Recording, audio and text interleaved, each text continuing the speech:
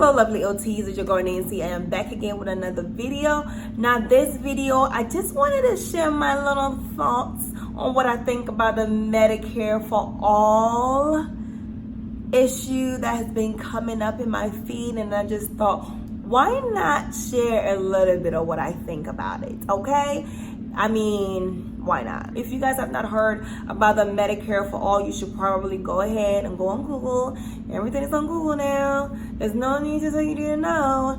But go ahead and go on Google and Google it and get some information for yourself. This is definitely my own perspective about it and what I think about it, okay? So don't take it too harsh, okay? So if you don't know what Medicare for all is, it's basically a new insurance law that politics and politicians, and I don't know who comes up with this stuff, but whoever comes up with it. I'm not a political or a politics kind of girl. I stay out of politics. I don't know anything that goes on when it comes to politics. All I know is what I know, okay? So if I'm not saying it right, don't judge me. All right, anyway, so basically what it's going to do is that it's going to provide medical insurance. It's going to provide medical insurance for everybody. So before, Medicare was for if you were 65 and older, you will qualify for Medicare. And I think also if you have a disability, I'm not sure, though, don't quote me on that, but definitely for people who are over 65 and above qualified for Medicare. But now they want to open it wide for all ages to be able to qualify, basically. So it would cover literally everything that's deemed medically necessary, okay? So dental, vision, any kind of hospital bill, if you're going to give birth, everything, medications, even addiction services, which is awesome. I support anything that help people with addictions and also people with mental health problems. But anyway, so all that would be included. I think the only thing that's not included is anything that's not deemed medically necessary, like a cosmetic, for example. So for example, if I was getting a little older and I wanted to get a little bit of a Botox here and there, anything that's deemed kind of like a cosmetic thing would not be covered under that new law. But everything else should be covered. So with this law too, you are not restricted to a specific network. Like, you know how sometimes, I know when I had I think it was United Health, or I had United Health before I was in Fidelis Care, I was very restricted to like what doctor I can go to, which hospital I can go to and stuff like that. But with this law, you can go to any doctor anywhere, anytime, and it doesn't really matter. You don't have to pay any copay, no deductibles, no surprise medical bills, okay? So this is what I think. This is my little thoughts on all of this. I think it's a beautiful idea. I think it's a great idea. I'm not sure how they're gonna pay these doctors and stuff like that, but it's probably going to be a tax thing. They already take out a lot of taxes anyway. They might as well take more out so we can all get good quality medical care when we need it. I think a lot of people who don't support it are people who already have their money and they don't really care. They can go to any doctor whenever, wherever, however they want. And so they don't really see the need for it. Now, if you have been working in the medical field, even if it's for a little short period of time, or if you have a relative that have been dealing with a lot of medical issues that are not able to get the medication they need, they're not able to get the quality of care that they need because of the type of insurance that they have, you would be supporting this too, as well as everybody else. I'm telling you, I've been working in the medical field ever since I started working in the medical field, even when I was a student until now that I'm a professional.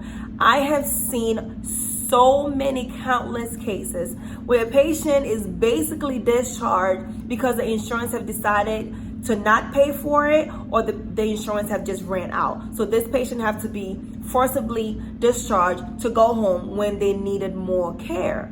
This has been an ongoing issue for a long period of time.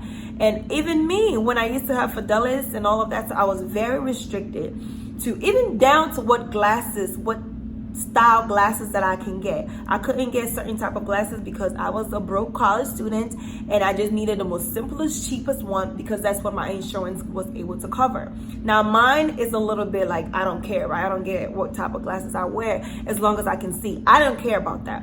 But when you have issues like someone who need their insulin because they have diabetes and they're not able to get it, or someone who needs chemo because they have cancer and they're not able to afford it because of the fact that they have so many medical bills piled up and they have so many different things that's going on with them financially that they're not able to pay for their medical bills. Therefore, they're not able to receive the medical treatment that they need. Some hospitals that you go to, if you don't have a certain type of insurance, they will not even look at you, honey. They'll be like, we don't take that over here, honey. You need to go to the other like cheap or another clinic, or you need to go home and die, basically.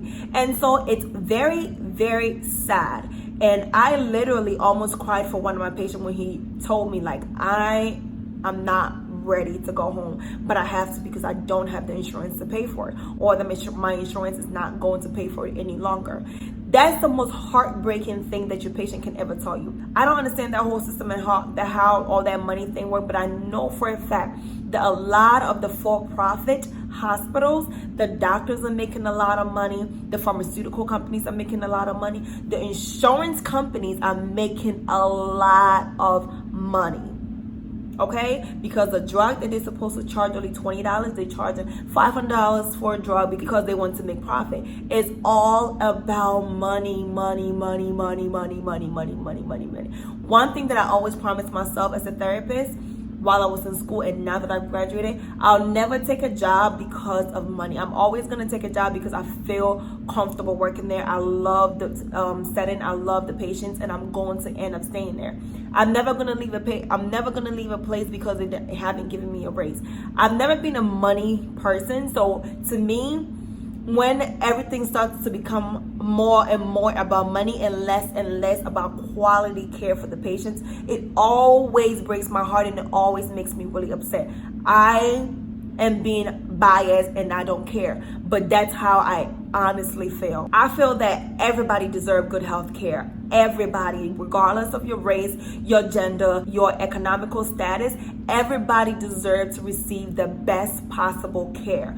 And I think this is something that everybody should definitely be in support of. I don't see why anybody would not want somebody else to receive care because they have the money and the good insurance to be able to receive it. So forget everybody else. That's the most selfish, inhumane thing that you can say or think about. That's like thinking about yourself and that's it, and forget everybody else. I personally don't think like that. I personally think that everybody needs to be able to have access to the care that they need in order to get better. A lot more people are dying. Do your research. A lot more people are dying because they've been discharged too early to go home. They can't get the medication that they need to get better. So people are literally dying. When all of these insurance companies and pharmaceutical companies are getting richer.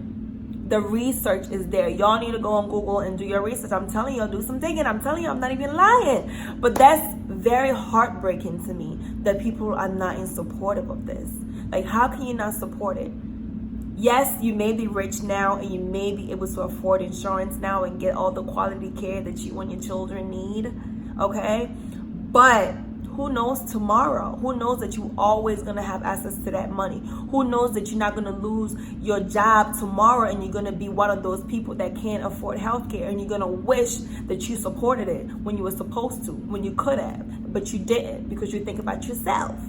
So I'm just saying, I'm in full-blown support of it, okay? And a lot of the countries that have done it, there was a lot of profit from it. Nobody lost money. Nobody became broke because everybody have good quality care.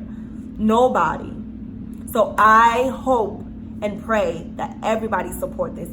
If you guys feel like, you know what, everything that I'm saying is just BS and you guys don't support it, that's fine. This is my personal perspective and my personal opinion on it based on what I've seen in the places that I've been at, where I've been working at, the experience, my own experience, and also the experiences of my patients. It's sad, it's heartbreaking, and everybody should support it. Okay?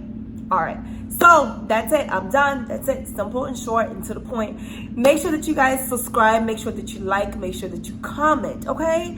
Make sure that you follow me on LovelyyOTS on Instagram, because it goes down on Instagram. And I don't want you guys to miss that either. Thank you guys so much for watching, and I love you all so much. Mwah. Bye.